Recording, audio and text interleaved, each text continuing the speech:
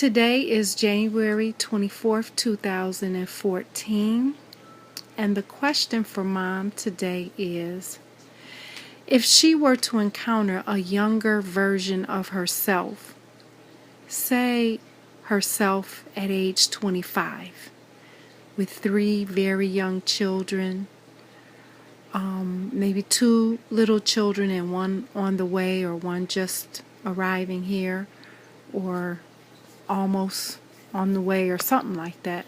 I don't know, at 25, you might have had 2 and one in the oven or about to get into the oven or something like that. So anyway, if you were to encounter a young woman about age 25, single parent, stressed out, sometimes coming at her wits' end,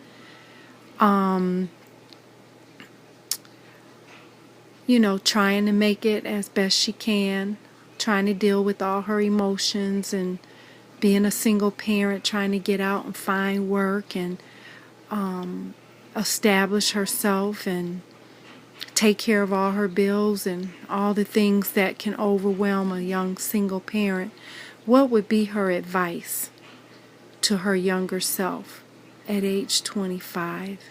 Or to any young woman at 25 struggling with the kinds of issues that she was struggling with. But I'm trying to encourage her to imagine that it was herself, that she has an opportunity to talk to her younger self if she could have, or if she could be that voice of wisdom for a young woman like herself. What would she say? Well, I would say that it's very difficult to do that by yourself. And I think that your church family is a very important thing. And at that particular time in my life, I was attending a big Caucasian, affluent church. And there just isn't any support for you. I mean, you're struggling with two little toddlers and then a third little infant. You go to church on Sunday, so you're sitting there trying to, to amuse 2 children and a little baby crying and trying to keep this little child quiet. That you're really not getting the support that you need, and the children really aren't getting the attention that they need. So you need to just find you a church, a good church family with a priority. They have a high priority on children. And then that will help the mother so much. It will help her, keep her grounded, and so much support for her children. So that means she's automatically going to get support if her children are being helped. So I would say that that's the most important thing. I wish I had done that. I mean, I don't regret at the time attending on Sundays and holy days, but it's just not enough support. It's just not at all. You just need so much more than that. I mean, that was better than not attending church at all, because it helps to keep you a little grounded and to help, give you strength, to carry on for another week. So that would be the main thing, is a good church family with the focus on children. And then the next thing I would say is that even though if you're not getting the support that you need, and that primarily that your children and yourself are dependent on your salary, it's very easy for you to work a lot of overtime. This is a mistake. You work 40 hours a week, that's enough. Your children need the rest of your time. So instead of working, you should be doing other things, taking them to the park, taking them to the library, doing other things. And again, this is difficult too when you don't have transportation, and bus service isn't, what it could be for you to get around with 3 little babies. But just being at home with your children and not being more stressed out working. And how much more do you make when you're paying babysitters? So that's something to really be considered. that I know that in this society, both parents, mother and father, work. So certainly a single mom has to work, but only work your 40 hours. And God will help you, and you'll learn to make do. And you won't get things that you don't, I wouldn't say that you don't need, but that you can make do without. And devote those other hours that you would be working. You say only one day. Okay, I work 6 days instead of 5.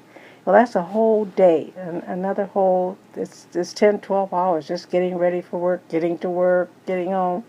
That you could be de-stressing your body and spending that time with your children. And that'll help your children be more manageable. The third thing I would say is very difficult, but to continue your education.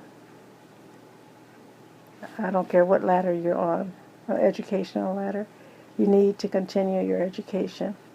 So by the time you work on continuing your education, raising your children, attending church functions.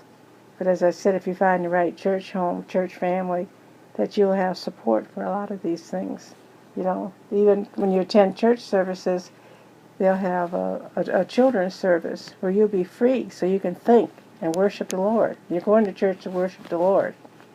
So that's pretty hard to do when you don't have any support with 3 young children, you know, that you're trying to handle and trying to get the word.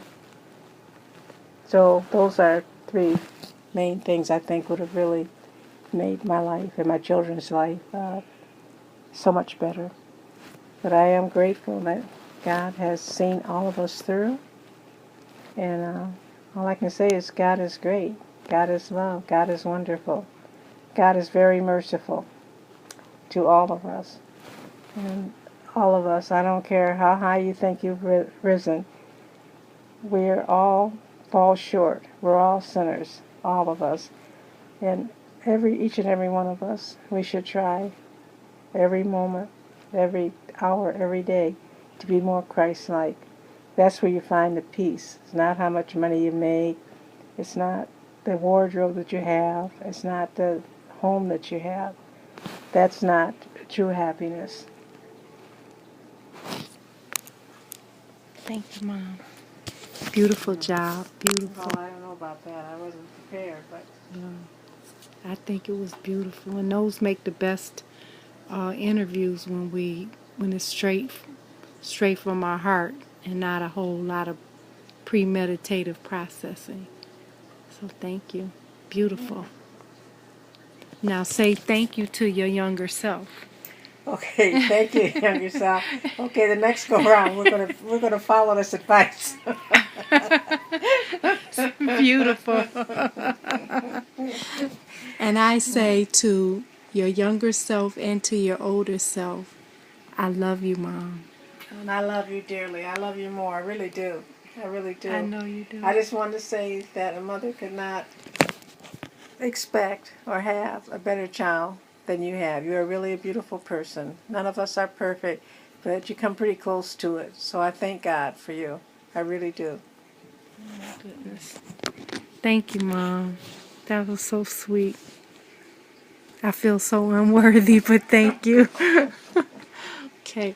So until next time, hopefully tomorrow she'll answer another question. I should So- just answer one. So we'll see you later. That was one question. Oh, what? But it had 3 parts, huh? Part A, part B, part C. She's good and tired now, but we're going to try again. So thank you, Mom, again. That was beautiful. And to your younger and your older self, we appreciate you both and thank you and love you both. Okay. Night, night.